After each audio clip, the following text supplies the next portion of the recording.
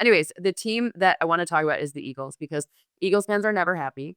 I have a lot of friends who are Eagles fans, and they could beat the brakes off of the Vikings, and somehow Eagles fans not happy, don't know what's going on. Jalen Hurts had his best deep passing game of his career, 215 deep passing yards. That is literally the most that he's had. He had 3 touchdowns, 2 deep passes, but we did not see Saquon Barkley get going. What are we looking at with this Eagles team whose defense is not quite what we're used to from the Eagles? Like Quinyon Mitchell, great, but the front has not been exacting their will in terms of pressure on people. What are we seeing from this Eagles? Like the whole thing. What are we seeing? Well, the whole thing, I would say I feel as if the fronts aren't as good as last year right now. The defensive front and the offensive line Yep. are not playing as well as they did last year, and they've been probably two of the most dominant fronts for the last decade, and that's why they've been consistently so good. In terms of this game, when you play Brian Flores, that's like taking like a trigonometry test. It's an outlier, and I promise you, I've sat in Brian Flores' meeting. He came from New England Patriots. I grew up in this style of defense. He is going to take away your number one thing you do. And a lot of times that's frustrate the quarterback. What he did says, we're going to take away Saquon Barkley. We're absolutely going to take away Saquon Barkley. We're going to put so many buys at the line of scrimmage. We're going to penetrate.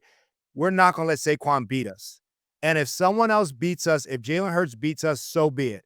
He brought so many blitz zeros, which you know he's going to do, run blitzes though, and he's going to live with Jalen Hurts beating him. And Jalen Hurts beat him.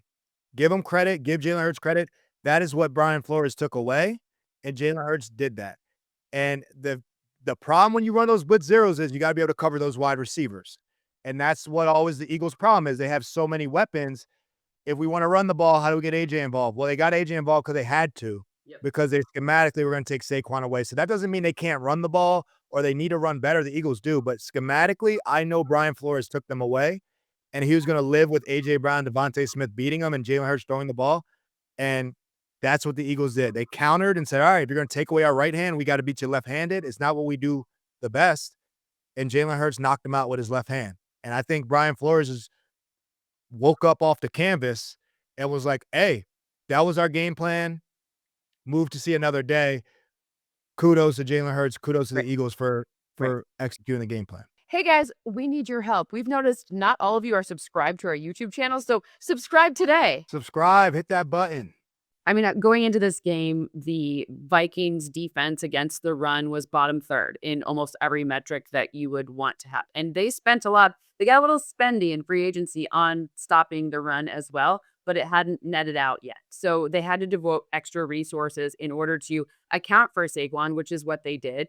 And then you saw, I mean, I looked at some, like if you look at those deep passes to AJ Brown, I mean, look, AJ Brown, Isaiah Rodgers, like the physical mismatch is just it is what it is. You can't make someone taller or bigger or whatever. So, you had to live with that, and you had to also live with you hadn't seen Jalen Hurts complete some of these passes. So it was a low probability factor to begin with. That's deep passes always are. That's why 215 yards off of like 5 receptions is that's why that number is so wild because it just doesn't they're very low probability passes. So I mean, I don't know. I think what I'm seeing from the Eagles for me in this one was finally they were able to get the when the right hand didn't work, the left hand to work. I hadn't seen that very often this season. They were relying on some crazy special teams tricks to win or some outlier of a thing to happen. This is a more consistent path when one thing is taken away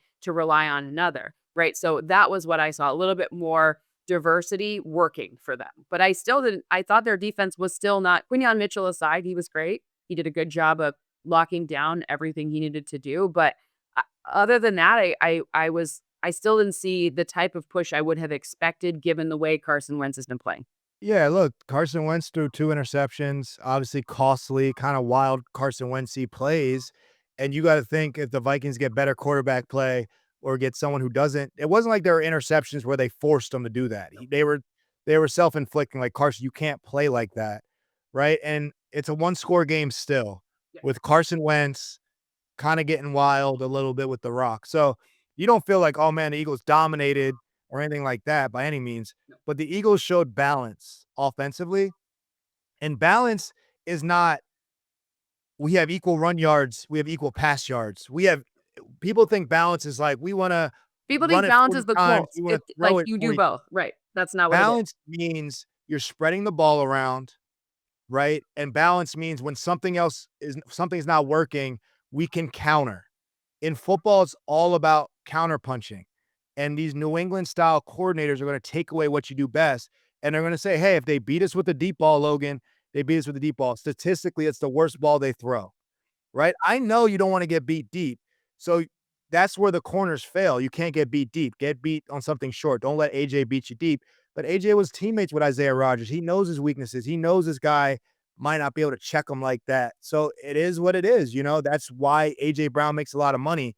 That's why the Eagles should have balance. And for the first time, they showed it like, hey, when our run game's not working, our pass game's working. When our pass game's not working, our run game's working, or they're both working. And I think they were able to kind of show, hey, Jalen Hurts can't throw. All right, I'm gonna show you I can throw, and he's done that, and that's what he's done in the Super Bowls as well. So it was kind of similar to what he did against the Chiefs. He played his best ball against the most aggressive defense. Do you think, it was the sheer will of the Eagles fans to be more mad at Carson Wentz or be more mad at Kevin Patullo? I don't know. I just feel like the Carson Wentz hatred for whatever reason. I like I said, I love my Eagles fans, but they're insane and they say insane things. And so they hate Kevin Patullo. They hate Carson Wentz for some reason. Whatever. I just think it's the revenge on Carson Wentz was bigger than the whatever. That's my like unconfirmed theory, conspiracy theory on that one. Their sheer will of the Eagles fans drove them to a win in this one. Yeah, I don't know why they hate Carson Wentz so bad. I mean, Don't ask me. he, I don't. he I it makes no you know, sense. You won a Super Bowl. Like what? What are you talking about? He was playing he like an did what he got to do. He got hurt, allowed Nick Foles to go in there and finish it. Don't know if Carson would have been able to do that, but hey, he got out the way. Nick Foles got it done. Nick Foles got a statue. Then you hate Carson Wentz. And then, he held it down somewhat for Jalen Hurts to come in there and take that job. So he did his job, man. So I know. you give that Carson Wentz want to hit. I know we're gonna talk about revenge games. Yep. Carson Wentz, he wanted that revenge game though. Low key, he probably wanted that revenge He game. for It's just sure did. He for sure did. And I think maybe that like you watch it and you're like, I think maybe some of those interceptions were him being like, I want this. Like I have the yeah. best receiver in the game. I want this. But I mean, it doesn't really work like that. Anyways.